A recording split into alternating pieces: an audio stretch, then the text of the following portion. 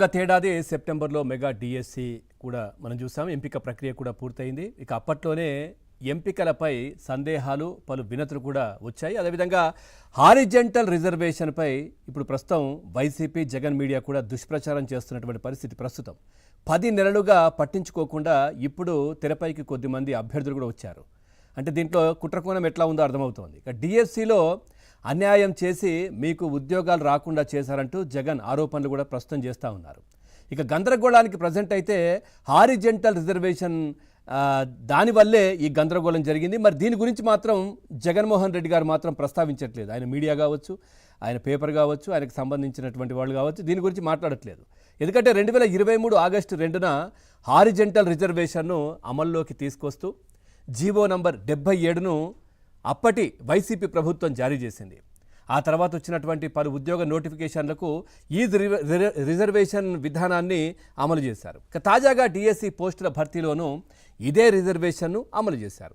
కానీ horizontal reservation ప్రక్రియలో ఇటు మహిళలు, దివ్యాంగులు, ఎక్స్ సర్వీస్ మెన్కు పోస్టులు ఈ ప్రక్రియలో ఎక్కడా ఉల్లంఘన అవకాశం లేకుండా పక్కాగా ఇప్పుడు అధికారులు అయితే వ్యవహరించినటువంటి పరిస్థితి వీళ్ళందరికీ కూడా. కానీ జగన్మోహన్ రెడ్డి అప్పుడు తీసుకొచ్చినటువంటి వీటికి సంబంధించి మాత్రం మాట్లాడినటువంటి పరిస్థితి. ఎందుకంటే 2023 ఆగస్టు 2న హారిజెంటల్ రిజర్వేషన్ను అమల్లోకి తీసుకొస్తూ అప్పటి జగన్ ప్రభుత్వం జీవో నంబర్ 77ను జారీ చేసింది. ఆ తర్వాత వచ్చినటువంటి పలు ఉద్యోగ నోటిఫికేషన్లకు ఈ రిజర్వేషన్ విధానమే అమలు జరుగుతూ ఉంది. మరి తెచ్చింది ఆయనే. మరి దీనికి సంబంధించి ఎందుకు మాట్లాడట్లేదు?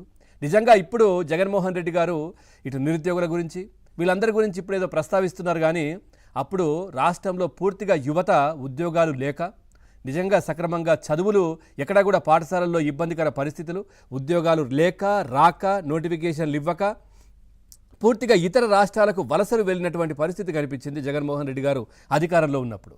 కానీ ఇప్పుడు ఈ నిరుద్యోగుల పైన ఏదో ప్రేమ ఉన్నట్టుగా వచ్చి మాట్లాడే ప్రయత్నం చేస్తూ ఉన్నారు. ఎందుకంటే కూటమి ప్రభుత్వం రాగానే డిఎస్సి కావచ్చు, నోటిఫికేషన్లు కావచ్చు, ఇవన్నీ కూడా ఇచ్చిన హామీ ప్రకారం అన్ని ఒక్కొక్కటి కూడా చేస్తూ వస్తున్నటువంటి పరిస్థితి. కానీ ఇప్పుడు ఏదో హడావిడి చేసే ప్రయత్నం మళ్ళీ జగన్మోహన్ రెడ్డి గారు చేస్తున్నారు. ఎందుకంటే హారిజెంటల్ రిజర్వేషన్ డిఎస్సిలో అపోహలకు దారితీసిన రిజర్వేషన్ విధానం.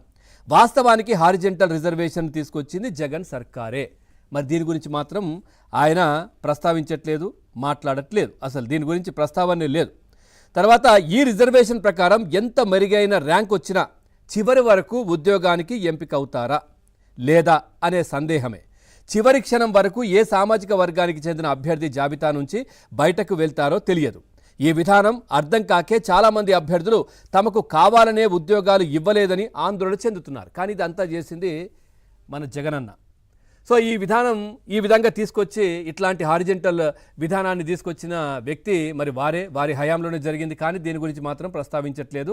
నిరుద్యోగులను ఇప్పటికీ కూడా ఇంకా ఏదో మభ్యపెట్టి, ఇబ్బంది పెట్టి ఏదో జరుగుతుందని చెప్పే ప్రయత్నం చేసిందంతా వాళ్లే. సో ఈ అంశానికి సంబంధించి మనం చర్చలోకి వెళ్దాం. చర్చలో పాల్గొంటున్నారు TDP party senior leader Saptagiri Prasad గారు, అధికార ప్రతినిధి. సార్ నమస్కారం.